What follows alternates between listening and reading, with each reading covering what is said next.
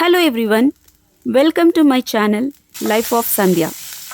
ఈరోజు పిల్లల కోసం సింపుల్గా ఈజీగా 5 నిమిషాల్లో అయిపోయే లంచ్ బాక్స్ రెసిపీ చూసేద్దాం పదండి.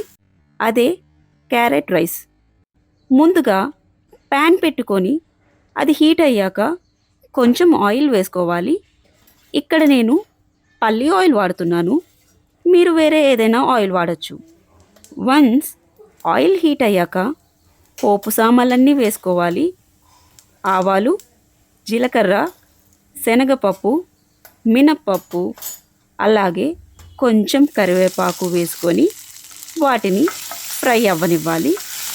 అవన్నీ ఫ్రై అయ్యాక తురిమి పెట్టుకున్న 1 కప్పు దాకా క్యారెట్ తురుముని వేసుకోవాలి. క్యారెట్ తురుము త్వరగా అడుగంటుతుంది, అందుకే 1 నిమిషం పాటు అలా కలుపుతూనే ఉండాలి. కొంచెం కలర్ చేంజ్ అయ్యాక క్యారెట్కి సరిపోయే అంత ఉప్పుని వేసుకొని మళ్ళీ కలుపుకోవాలి. పచ్చివాసన పోయేంత వరకు అడుగంటనివ్వకుండా ఈ క్యారెట్ తురుముని కలుపుతూనే ఉండాలి. 1 నిమిషం తర్వాత క్యారెట్ తురుము కొంచెం దగ్గరకు అవుతుంది, అలాగే మంచి అరోమా కూడా వస్తుంది. అప్పుడే బాగా క్యారెట్ ఫ్రై అయినట్టు. ఈ సమయంలో మనం చిటికెడంత పసుపుని యాడ్ చేసుకొని దాన్ని మళ్ళీ కలుపుకోవాలి. పసుపు అంతా కలిసాక ఇప్పుడు 1 బౌల్ దాకా ఉడికించిన అన్నంని వేసుకొని ఆ అన్నం క్యారెట్ తురుము మొత్తం కలిసేటట్టు బాగా కలుపుకోవాలి. మా అబ్బాయికి ఇలా డిఫరెంట్గా రైస్ ఐటమ్స్ అంటే చాలా ఇష్టం. అందుకే ఇంట్లోనే హెల్తీగా, టేస్టీగా, అలాగే సింపుల్గా అయిపోయే రైస్ ఐటమ్స్ తనకి చేసి పెడుతూ ఉంటాను.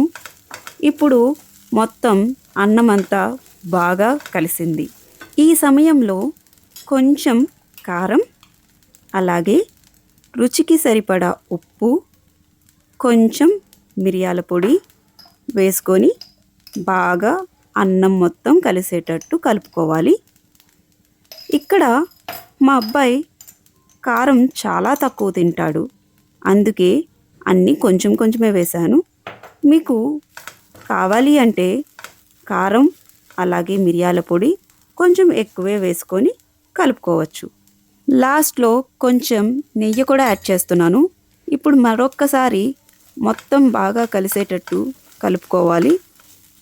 నెయ్యి, క్యారెట్ బాగా కలిసాక మంచి అరోమా వస్తుంది. ఇది పిల్లలకి పెడితే చాలా ఇష్టంగా తింటారు. పిల్లల కోసం కాబట్టి చాలా బేసిక్గా, సింపుల్గా చేస్తున్నాము.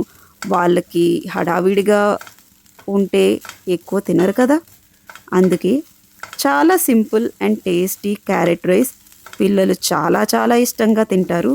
ఒక్కసారి ట్రై చేసి మీ పిల్లలకి పెట్టండి, చాలా నచ్చుతుంది.